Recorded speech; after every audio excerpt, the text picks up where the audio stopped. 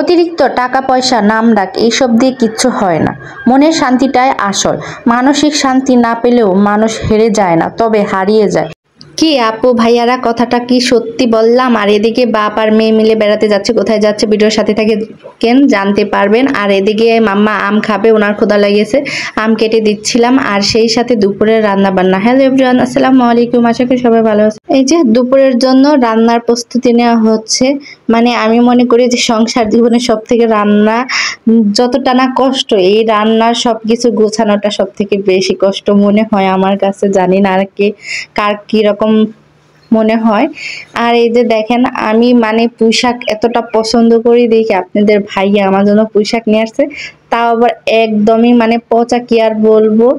আর মানে সব পাতাগুলো লাল হয়ে গেছে।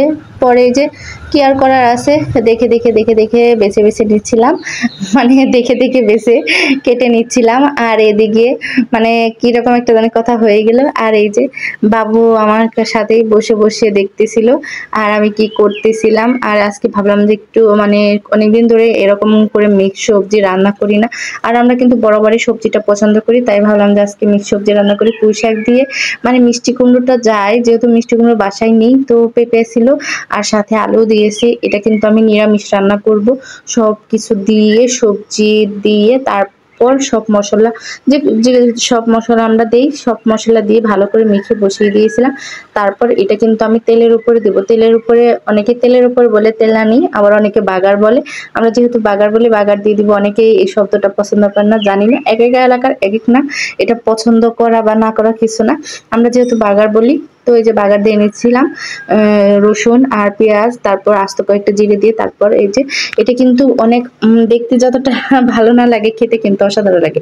একটু লবণ কম হয়েছিল, লবণ দিয়ে দিলাম, সেই সাথে জিরে গুঁড়ো দিয়ে দিয়েছি, ভাজা জিরে গুঁড়ো। তারপর দিয়ে দিলাম ধনেপাতা। খাবারটা কিন্তু অসাধারণ হয়েছিল। আর এই যে এতগুলো তরকারি সব কিন্তু আমি খাবো, আপনাদের ভাইয়া মন চাইলে একবার খাবে, না হলে খাবে না। ওনাদের খাবার আলাদা, ওনার জন্য আর বাবুর জন্য আলাদা রান্না করেছি। আর আজকে শুধু আমার রান্নার রেসিপিটা শেয়ার করলাম। আর এই যে বাবু আম খাবে, বলতেছিল মাম্মা আম দেন, যেহেতু বাবু আম পছন্দ করে। আর এখন সিজন, আমের সিজন, বাসায় সবসময় আম রাখার চেষ্টা করি। আর এই যে ওর বাবা যখনই বলছে তোমাকে নিয়ে বাহিরে বেড়াতে যাব, পাশেই গ্রামের সবাই মিলে একটা হাডুডু খেলার মানে গ্রাম্য খেলা অনুষ্ঠান করা হয়েছে, আয়োজন করা হয়েছে, সেখানে যাবে বলছিল ওকে নিয়ে। আর যখনই শুনেছে আর যাওয়ার জন্য ব্যস্ত হয়ে গেছে। ওর বাবা বলতেছে যে শুরু হয়নি, একটু পর যাব।